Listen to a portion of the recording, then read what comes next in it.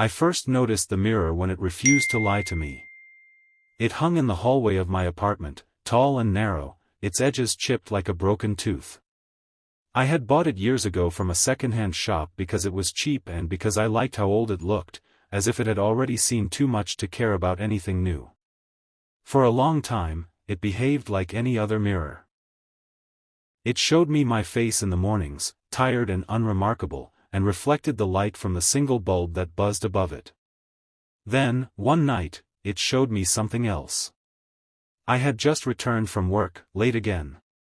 My job paid well enough, but it demanded silence, precision, and a willingness to look away. I was good at it because I had learned early how to pretend not to see. I dropped my keys on the small table, loosened my tie, and glanced at the mirror out of habit. At first, everything was normal. Then my reflection smiled when I did not. It was a small thing, barely noticeable, but my stomach tightened. I lifted my hand. The reflection followed, but its eyes lingered on me with an expression I had never practiced. Not anger. Not mockery. Something closer to recognition. You know, it seemed to say without moving its lips. I stepped closer, heart hammering. The mirror showed me as I was, but also as I had been. For a moment, I saw my younger self layered faintly over my face, eyes brighter, shoulders less bent. Then that image faded, replaced by something darker. A memory surfaced, sharp and unwanted. Years ago, there had been a man at my office, a cleaner who worked nights. He had asked for help when his pay was cut unfairly. I had known the policy was wrong. I had known who to talk to. Instead, I had shrugged and told him it wasn't my problem. A week later, he was gone. Fired, or forced to quit. I never found out which. The mirror darkened slightly, as if a shadow had passed behind it. My reflection's smile vanished. Stop it, I whispered, though I wasn't sure what I was addressing. My imagination, maybe. Guilt that had finally grown teeth. I turned away, went to bed, and told myself it was nothing. But the mirror did not stop. Each day after that, it showed me more. Not in dramatic visions, not with voices or blood, but with quiet accuracy. When I stood before it, brushing my hair or adjusting my collar, scenes slipped into the glass like oil into water. The coworker I had taken credit from. The neighbor whose call for help I had ignored because I was tired. The lie I told my sister about why I missed our mother's funeral. The mirror never accused me. It didn't need to. It only remembered. I began to dread passing it. I avoided the hallway, took longer routes through the apartment, covered the mirror with a sheet. But even hidden, I felt its presence, as if it were watching through the cloth. At night, I dreamed of reflections that followed me down endless corridors, their eyes heavy with things I had done and failed to do. One morning, after a particularly restless night, I tore the sheet away. "What do you want?" I asked my reflection. My voice sounded thin. The mirror showed me standing there, unshaven, eyes rimmed with red. Behind my reflection, faint and translucent, stood other figures. Not ghosts, exactly. People I had known. People I had hurt by indifference more than cruelty. They did not glare. They simply waited. "I can't change it," I said, anger rising. "What's done is done." The figures faded, replaced by something unexpected. The mirror showed my hands, older, scarred in ways mine were not. They were working, offering something to someone unseen. The image wavered, then settled. For the first time, I understood. The mirror was not a judge. It was a ledger. It kept record, but it was not finished writing. That day, I did something small. On my way to work, I noticed a woman struggling with groceries on the bus steps. Normally, I would have looked at my phone. Instead, I stood and helped her down. She thanked me. Surprised, as if kindness were an unusual currency. The mirror that evening showed nothing new. Just my face, thoughtful, uncertain. Encouraged, I did another small thing the next day, and another after that. I apologized to the coworker whose work I had claimed. It was awkward, and I didn't fully fix what I had broken, but I tried. I called my sister. We spoke haltingly at first, then with tears. She did not forgive me immediately, but she listened.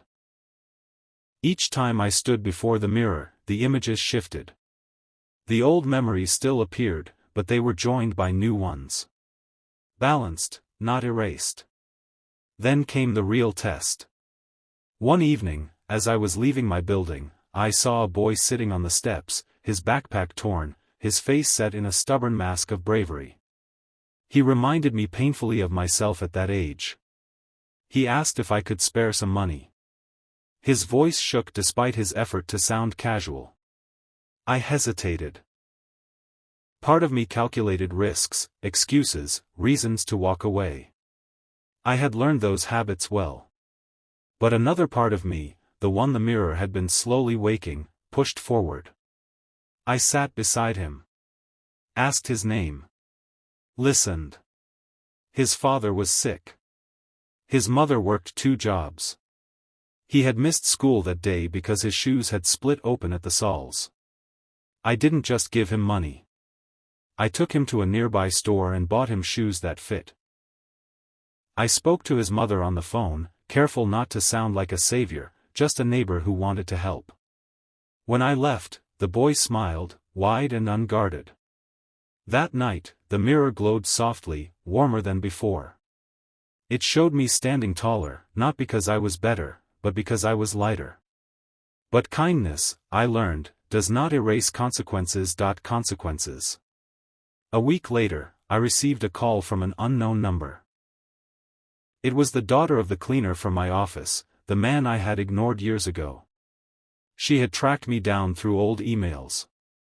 Her voice was calm, but tired. "My father is sick," she said. "He needs help. I was told you might know someone." The mirror had prepared me for this moment, but preparation does not remove fear. My first instinct was shame so sharp it felt like pain. I could have claimed ignorance. I could have said I was busy.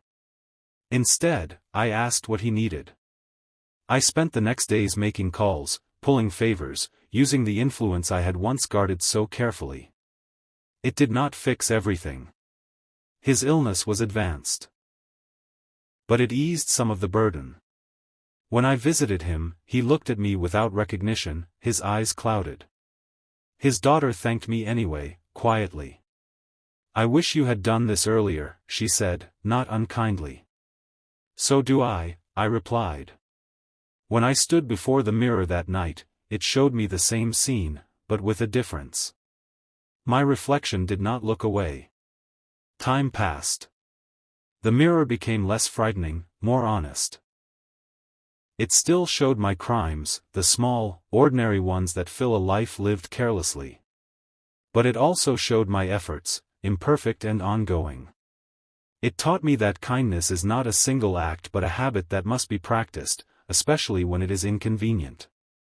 One day, I noticed a crack running down the mirror's surface, thin as a hairline fracture in bone. The images wavered around it. "Are you breaking?" I asked, half joking, half afraid. The mirror showed me smiling, gently this time. The crack widened slightly, then stopped. I realized then that the mirror did not need to last forever. It had done its work. It had taught me to look without flinching. Months later, when I finally took the mirror down to replace it, I caught one last reflection. It was not of a saint, nor of a monster. It was of a person who had done wrong and chosen, again and again, to do a little better. As I carried the mirror out, the glass caught the light and scattered it across the hallway. For a moment, the walls were bright. I no longer needed the mirror to know my crimes. I knew them. And I knew, at last, what to do with that knowledge.